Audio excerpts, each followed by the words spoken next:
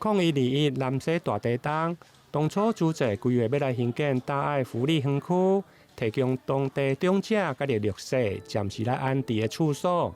当初登记的总共有49户，每户对1个人到6个人拢有。不过后来主席依照市府所提的需求，规划了52间的套房，甲18间的2人房。对此，议员左一起认为，甲当初登记的房型并无符合。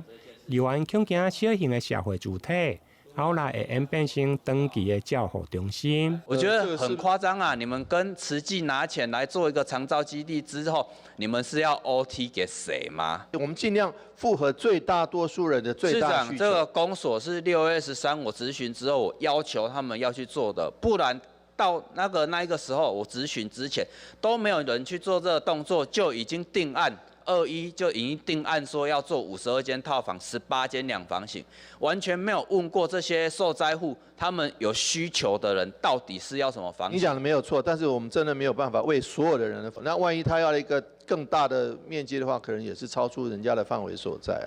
这个可以去讨论，但是重点是我们都还没有讨论，好不好？好，我们会再跟他们讨论。另外，在山区的部分，因为四界拢看得到废弃物被乱弹，因此在监视器的边列部分，议员质疑到底是归警察局，或者是社区邻里的部分。对此，市府嘛回应，及时的路况监视归警察局，社区邻里的部分则是属于民政局。台南新闻林颖跟杨顺怀采访报道。